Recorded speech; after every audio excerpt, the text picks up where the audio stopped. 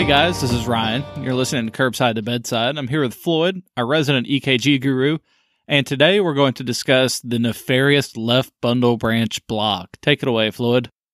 Hey, so we're going to talk a little bit about left bundle branch block. This is important because, especially in our area, it's not uncommon to have a patient with a left bundle branch block.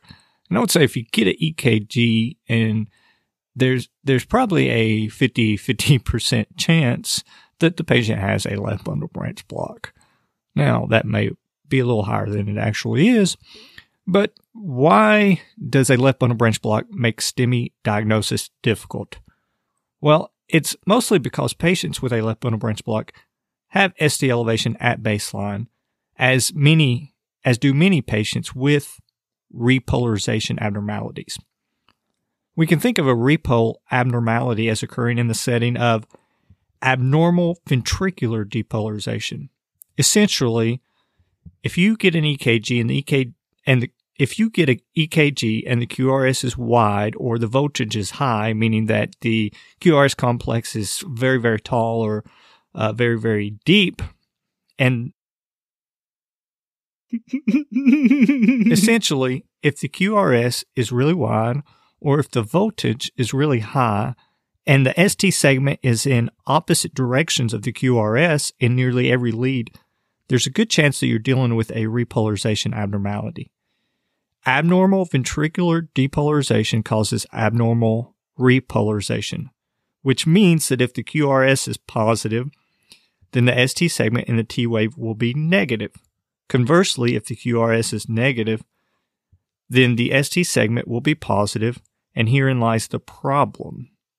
In a left bundle branch block, you expect ST elevation in the anterior leads because to diagnose a left bundle branch block, the QRS has to be negative or predominantly negative in the right precordial leads or the anterior leads, which would mean that the ST segment is positive. So there's normally ST elevation at baseline in those leads.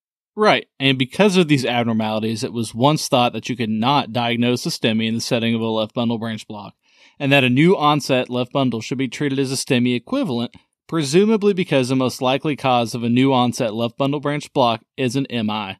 We now know that both of these statements are false. Number one, it is possible to diagnose a STEMI in the setting of a left bundle branch block, new or old. And two, it's actually pretty rare for an MI to directly cause a left bundle branch block.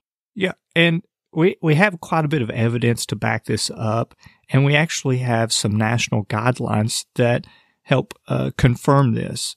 The 2013 AHA STEMI Guidelines state that a new or presumably new left bundle branch block has been considered a STEMI equivalent. However, most cases of left bundle branch block at time of presentation are not known to be owed because a prior ECG is not available for comparison. Then they go on to say that a new or presumably new left bundle branch block at presentation occurs infrequently and that it may interfere with ST elevation analysis and should not be considered diagnostic of acute myocardial infarction in isolation. And I really like that tidbit there, mostly because these patients aren't exactly handing us old copies of EKGs from the hospitals, are they? We now know that even in patients with acute coronary syndromes, an old or even new presumed left bundle branch block does not predict an MI. MI actually occurs at similar frequencies between patients with new left bundle branch block, patients with an old left bundle branch block, and patients without a left bundle. The majority of patients with a left bundle and a suspected MI don't have an occluded artery confirmed on angiography. Left bundle can be caused by an MI, but it is pretty darn rare. If, and that's a big if, it is caused by an MI, then the patient will likely present in shock, and those patients do need emergent reperfusion regardless of their EKG findings. Again, this is rare, but like everything, we can't view this in a vacuum. And if we do have a patient with a presumed new left bundle branch block, the more common and most reasonable explanation is that it's probably not a new left bundle branch block, which is, in my opinion, the biggest driver of the change guidelines that we're going to talk about in a minute. Anyone who's been around long enough to be in EMS or medicine before the updated STEMI guidelines who have activated the cath lab for a new left bundle branch block have had the experience of that patient actually not having an occluded coronary artery.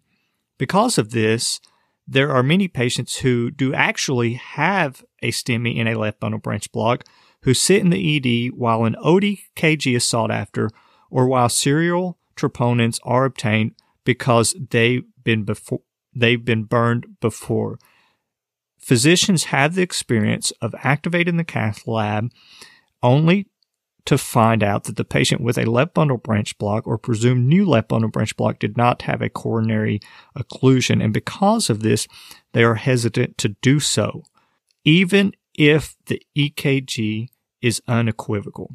So the guidelines that existed so that these patients with a left bundle branch block got a timely heart cath wasn't actually happen. This led to many patients sitting in the ED burning up their myocardial cells because we didn't know the criteria for diagnosing a STEMI in a left bundle branch block. For whatever reason, some haven't adopted the new criteria or they're just ignorant of it. I was recently involved in a case where EMS had an unequivocal STEMI diagnosis in the setting of a left bundle branch block, but they didn't know how to diagnose it. Fortunately, they did notice that something was awkward or awry on the EKG and transported the patient to a PCI facility. Due to some bad luck, the patient got an ED physician who also did not appreciate the EKG and sought an old EKG for comparison even while the EKG findings were unequivocal and obvious for a STEMI diagnosis. Eventually, the patient received a heart cath and did end up having an occluded artery. And after reviewing the case, the hospital wanted to fault EMS for not activating the cath lab. Listen, whether we like it or not, this is going to happen. And contrary to popular belief, we absolutely are expected to be experts in EKG interpretation. Now, I often hear from many their defense and kind of maintaining their ignorance in the finer points of EKGs is, oh, well, we're not cardiologists, you know. You damn well better be able to read an EKG as well as a cardiologist, because if something is missed, then it's our fault that we didn't activate the cath lab and get that patient the proper care they needed. Now, the same thing holds true for having a false cath lab activation as well. But remember this, your stature in the healthcare and the house of healthcare is not an excuse to not actively pursue knowledge greater than your stature, for lack of a better term. We need to know this stuff. We need to be good at it because our patients depend on it. Don't do it for you. Everyone coming out of paramedic school can recognize that classic STEMI you see on boards. Hell, the janitor can see it. The stray dog outside could tell you it's a STEMI. But this is one of those finer points that really does drive home a difference for our patients in our chart. So how do we diagnose a STEMI in a left bundle branch block? Well, there's some criteria that we're going to discuss, and that criteria is called Sgarbossa criteria and Smith-modified Sgarbossa criteria. First, we'll discuss the standard Sgarbossa criteria, which was reported on before the Smith modification to it.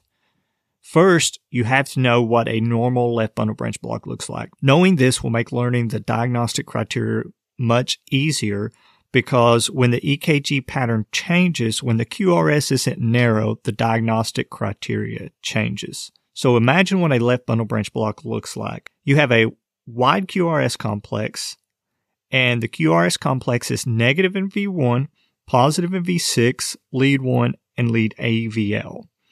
There's a little tip that I like to tell people on how to differentiate between a left and a right bundle branch block.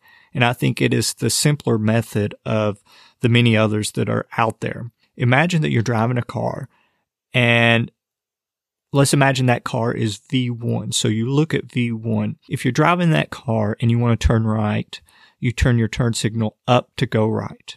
If you want to go left, you turn the turn signal down to go left. So if the QRS is negative in V1 and it's wide, then it's a left bundle branch block. If it's positive in V1, then it is a right bundle branch block. So in a patient with a left bundle branch block, the ST segment should be in the opposite direction of the QRS complex in nearly every lead. This is what we expect. This is the norm, and this is referred to as appropriate discordance. Discordance meaning that the ST segment is in the opposite direction of the QRS complex. Concordance, on the other hand, is when the ST segment is in the same direction as the QRS complex, which is normal for an EKG with narrow QRS complex if they don't have a repolarization abnormality, but it is not normal for a patient with a left bundle branch block or any other EKG that has a repolarization abnormality. If you understand this, if you understand the concept of appropriate discordance, then you pretty much have Sgarbossa criteria in the bag. So we've talked a lot up to this point about bundle branch blocks and Sgarbossa and her criteria. Well, here's the criteria as they follow if you haven't already familiarized yourself with it. Criteria number 1 is that the ST segment elevation is greater than or equal to 1 millimeter concordant with the QRS complex in any lead. Any lead, that's important. Criteria number 2, ST segment depression greater than or equal to 1 millimeter in lead V1, V2, or V3.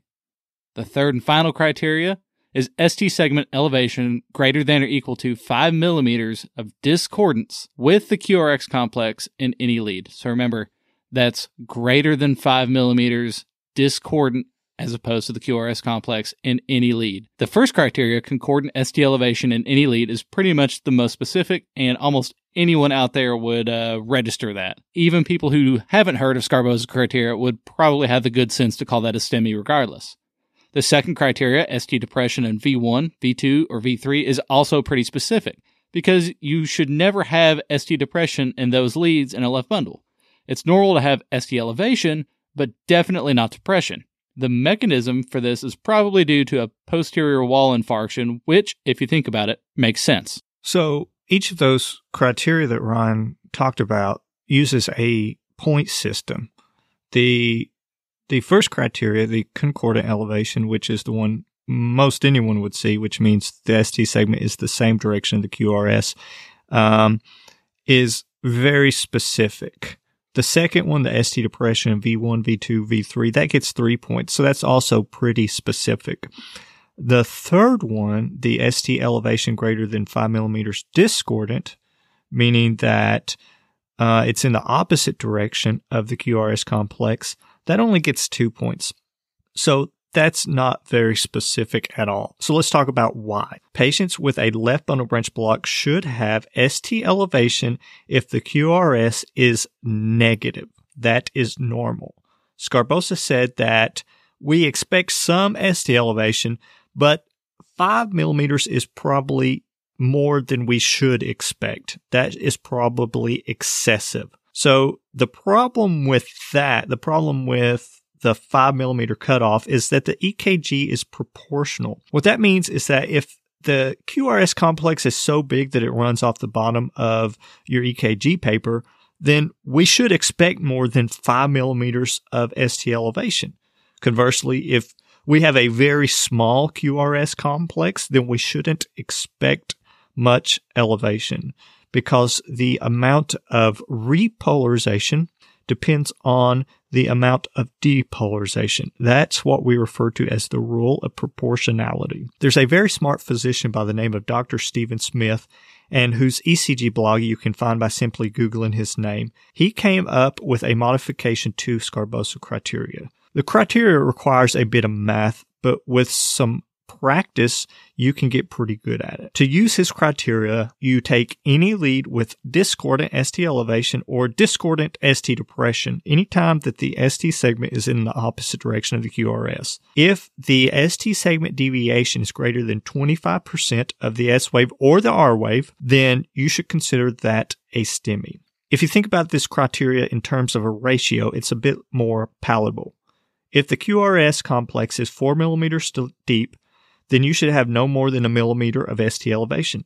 If the QRS complex is 8 millimeters deep, then you should have no more than 2 millimeters of ST elevation. If the QRS complex is a whopping 12 millimeters deep, then you should have no more than 3 millimeters of ST elevation. If it is a whole 16 millimeters deep, then you should have no more than 4 millimeters of elevation. Now, if the QRS is 40 millimeters deep, which is not that uncommon, then you should have or you can have up to 10 millimeters of ST elevation. You can see why the 5 millimeter cutoff wasn't that specific, because some patients can have very large QRS complex. It's important to remember that the Scarbosa criteria is great, but as Floyd explained, the Smith modification to the Scarbosa criteria is of a special utility to us because it always follows that you're going to get that 3 a.m. call for the patient with chest pain that has a left bundle branch block, and their voltage has them running off the edge of the life pack paper. So that kind of renders traditional Scarbosa criteria not entirely useless, but definitely confounded. So this is where the rule of proportionality and Smith's ratios really help us to discern which of these patients need PCI and which can probably chill out in the observation for a little bit. Yeah, this criteria is really good. And I think that if you want to practice it, this criteria is really good. I think what you really need to do is look at a whole bunch of EKGs that meet Scarbosa criteria and look at a bunch of EKGs that don't meet Scarbosa criteria and start learning these patterns so that next time you get a patient with a left bundle branch block on the EKG, you don't have to think so much about it. If you're ever unsure whether or not a EKG meets Scarbosa criteria, and if the findings are not unequivocal, then either consult your medical control or transport the patient to a PCI facility. Listen, if an EKG's ever given you the heebie-jeebies, it's never a bad idea to go ahead and phone a physician, which you should do through your medical controls. Where I'm at, we're lucky we have a regional one. Or the simple solution to this is just take them to a facility that has PCI. No one's really going to fault you for that. It's definitely not a bad move, and it's certainly in the interest of your patient. So if you ever have one that kind of gives you that feeling in the pit of your stomach, like, I don't know, it's probably not a bad idea to go ahead and just take him to a tertiary care center. Do you have to call the code STEMI? Do you have to go lights and sirens screaming down the interstate? No. But in the event that something is found or a lesion is found later on in that course of care, we're not delaying it. So if you want, err on the side of caution, phone a friend, or just take them to where the procedure can be done. Yeah, and I think, Ryan, that we should only activate the cath lab on an obvious EKG, because there are many times you may activate the cath lab only to find that the cardiologist or ER physician disagrees with your finding. And to a degree, some false cath lab activations are acceptable, but I've found that the large majority are not, and that we should really get good feedback on these cases so that we know our rate of false cath lab activations. And you know, I agree to that to an extent. False cath lab activations are not necessarily great, but this, you know, the whole concept of medicine as a practice and not as a definitive concept. So we're going to screw up. We're going to falsely activate. It's just a fact of life. It's going to happen, and that's okay. The problem is when it becomes a consistent thing, and that can be addressed by education. But cherry picking our STEMIs, for lack of a better term, isn't always the best thing in my mind, and that's probably not what you were driving at. I do believe that there are certain subtle STEMI occlusions that are, or STEMI presentations rather, that are absolutely pathognomonic, and those should be addressed as such. And this goes back to our previous point of being literate in EKGs, being an expert. I'm not saying you have to go out here and be, you know, a Ken Grauer or someone who can just, or a Marriott, and just absolutely own every single EKG you see. But having a fluent knowledge of EKGs, the terminology, and what correlates to what is a very important part of making a case to a physician or making a case to a cardiologist, which you may find yourself doing. I have for subtle STEMI occlusions. It was a patient that had De Winter's T-waves, and that particular patient had a 100% LAD occlusion. Right. I would argue that a De Winter T-wave pattern is not subtle. And a lot of when we talk about subtle findings, a lot of it's really not subtle if you actually know what you're looking at. But when I say that I say that there are some acceptable false cath lab activations, but most false cath lab activations are not acceptable because they're false cath lab activations because the provider doesn't know what they're looking at. They don't know how to diagnose a STEMI in the setting of a left bundle branch block. They don't know when ST elevation is due to LVH. But as always, if you're not sure, then there's nothing wrong with the patient receiving further assessment in the ER before making that determination. As always, follow your local protocols.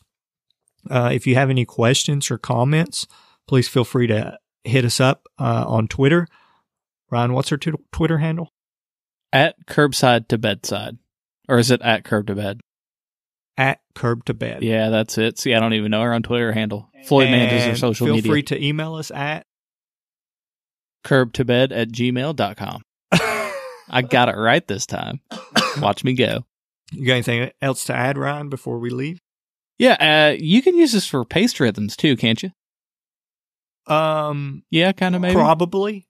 So last I heard, there was a clinical trial, and I think this may have been one of Dr. Smith's trial. And I think that the answer probably is yes. You can use the same criteria that you would use to diagnose a STEMI in the setting of a left bundle branch block. And I have actually picked up one or two coronary occlusions in the setting of a paced rhythm using the same criteria. I don't know if this study has been published or validated yet. If it has, we will add that information in the show notes. But last time I had a patient with a STEMI in the setting of a paced rhythm, I appreciated this findings because the ST elevation was more than 50% the height of the QRS complex, and the patient was in frank cardiogenic shock. The ER physician appreciated this finding, but when he contacted the cardiologist at a PCI center to tell him that he had a patient with a paced rhythm and a obvious STEMI, the cardiologist replied with, well, how do you know? So that also required some convincing, and you're more than likely to encounter similar physicians who want to ask you, how do you know? And if you take what we've taught you in this podcast, then answering those questions will not be any problem. Floyd, do you have anything else? Nope. Thanks for listening to Curbside to Bedside. We would love some feedback, and we would love to talk to our listeners. So let us know if you have any questions. Follow us on social media. We'll be very responsive to any comments or questions you have.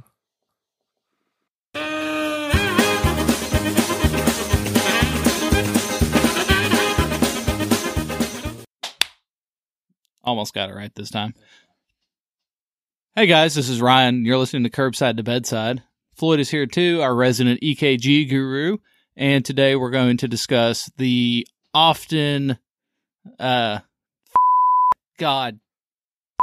he did so much. And if the findings are not unequivocal, if the findings... Choo-choo, struggle bus. If the